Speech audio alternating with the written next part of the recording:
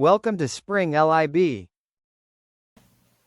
So in this situation, this is table 19.11, by the way. In this situation, this is the payoff matrix that we have, or sorry, not payoff matrix, the trade table that we have. And first thing we want to do is find the opportunity costs for each country. So I'm just going to choose one item, and that's going to be shoes. So one shoe in America is equal to 4 fridges. One shoe is equal to 4 fridges, and in Mexico, one shoe is equal to 5/4 of a fridge. So in order for there to be so we see that Mexico has the comparative advantage in this trade because they have the lower opportunity cost. So if we wanted a fair trade, one in which both countries will gain something, they would trade one shoe for something in between 5/4 of a fridge and 4 fridges. Now, if we had something outside of this, that means that the trade would no longer help anybody. So if we had one shoe be greater than 4 fridges, right?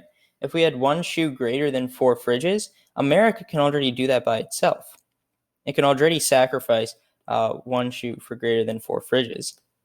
And Mexico, if we did one shoe for less than 5/4 fridges, it can already do it for itself. So, for example, if we had one shoe for 5/4 fridges, that would mean that we'd have 4,000 fridges here.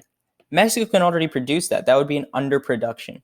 Now, if we had this example over here, one shoe greater than 4 fridges, what that would mean is that if we have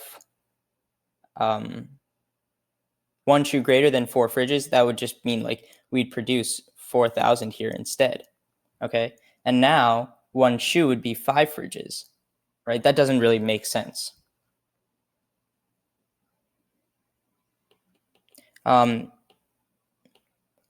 Yeah, so here's an example of a range of bad trades. Now we can do the same thing for fridges.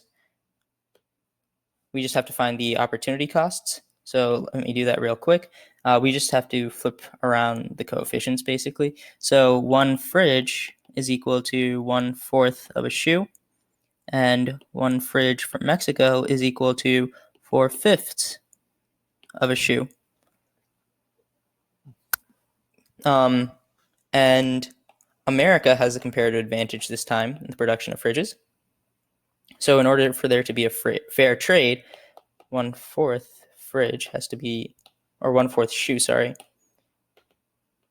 has to be less than one fridge, which has to be less than 4/5 of a shoe. So in order for there to be a bad trade, one fridge would have to be greater than 1/4 shoe.